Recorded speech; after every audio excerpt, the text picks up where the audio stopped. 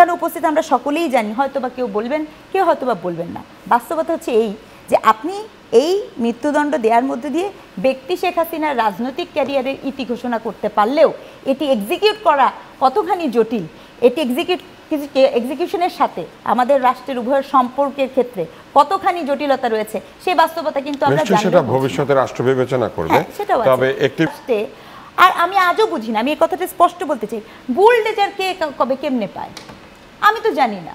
আপনারা কি জানেন নাকি মানে বুলডেজার কাকে ফোন করলে পাওয়া যায় যে আমি এখন ভেঙে দিব, চ্যানেল 9-এর অফিসটাই আমি ভেঙে দিব, বলতে চাইলে কি আমি এটা বলতে পারবো?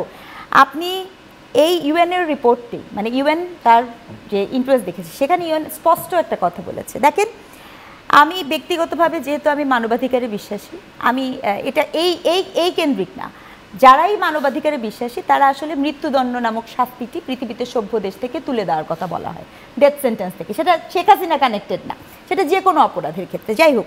তো ইউএন কিন্তু সেটা বলেছে এবং ইউএন আরেকটা কথা স্পষ্ট করেছে যে আপনি ট্রায়াল করেছেন সবার সামনে, ফাইন, কিন্তু আপনি কারো অনুপস্থিতিতে এই ধরনের একটা কাজ যখন করবেন, আপনি এটাকে ইন্টারন্যাশনাল বলছেন এবং আইসিটি ট্রাইব্যুনাল অ্যাক্টের ভিতরে রেখে দিচ্ছেন। এই অনুপস্থিতিতে করা এবং তাকে প্রসিকিউশনের সুযোগ না দেওয়া, তার লয়ারকে প্রেজেন্ট করতে না দেওয়া, এটি কিন্তু আমাদের বক্তব্য না, ইউএনের বক্তব্য। মোস্তফা ভাই বললেন কিন্তু সমন তো জারি করা হয়েছে, সমন জারি করা হয়েছে, সমন জারি করা হয়েছে। দেখেন বাস্তবতা কি জানেন, বাস্তবতা হচ্ছে সমন তো অতীতেও তো এই ধরনেরই হয়েছে, মানে সমন জারি করলেই যে আপনি আসবেন এমন তো হয় না। এই রাষ্ট্রে সমন জারি হওয়ার পরে দেখা যায় যে বড় বড় ব্যবসায়ীরা, তাদের বিরুদ্ধে সমন জারি হয় কিন্তু তাদেরকে খুঁজে পাওয়া যায় না, সেই মামলা কিন্তু আর কোর্টে ওঠে না। এই রাষ্ট্রের মধ্যেই আছে, আপনি এমন হত্যা মামলার ইস্যু পাবেন যে সমন জারি হওয়ার পরও কোর্টে আসে না এবং ওই মামলাও আর উঠে না, পরবর্তীতে বের হয়ে যায় যে সে বেকসুর খালাস করে দেওয়া হলো। এরকম বাস্তবতা তো আছে। তাই আপনি যে জায়গাটায় এনেছেন, আমার বক্তব্য হচ্ছে যেটা হয়েছে সেটা নিয়ে কোনো দ্বিমত নাই, কিন্তু এটাকে যদি আপনি একটা প্রক্রিয়ার মধ্যে দিয়ে নিয়ে আসতে পারতেন যেখানে কোনো বক্তব্য মানে কোনো ধরনের থাকবে না, তাহলে সেটা অনেক বেশি ফলপ্রসূ হতো। আর আমি বুঝি না যে রাষ্ট্র এত এত অন্যায় নিপীড়নের বিরুদ্ধে এত সোচ্চার, পলিটিক্যালি কনসার্ন, সেই রাষ্ট্রের মানুষ কিভাবে এইরকম একটা দিনে কোনো কারণ ছাড়া বুলডোজার নিয়ে 32 নাম্বার ভাঙতে যায়। এবং কেন? কারণ আপনি তো বিচার চাচ্ছেন, আমরা সবাই বিচার চাচ্ছি, এবং যে মানুষগুলার সন্তান হারিয়েছে তারাও বিচার চাচ্ছে। ওখানে যখন আপনি এই বুলডোজারটা দিলেন, এই যে আপনি প্রশ্নটা করলেন, প্রতিটা মিডিয়া, দেশি বিদেশি প্রতিটা মিডিয়া সেটিকে ফোকাস করলো, অথচ ফোকাস করার কথা কী ছিল? ফোকাস করার কথা ছিল সেই প্রাণ হারানো বাবার চোখের পানি, রায়ের অনুভূতি।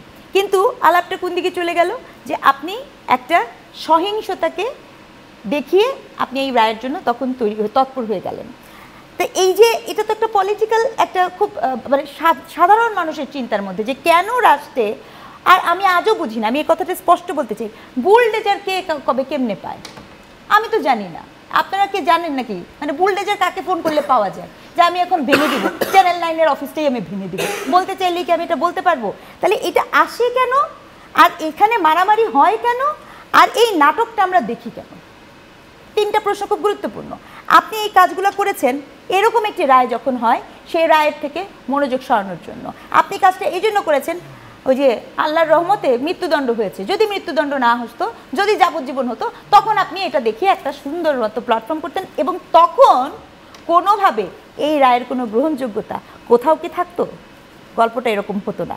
আমি মনে করি যে কোনো অর্থে আপনি যেহেতু আইসিটিতে গিয়েছেন, আপনাকে ইন্টারন্যাশনাল প্রক্রিয়াতে অনুসরণ করতে হবে টুডে অর টুমরো।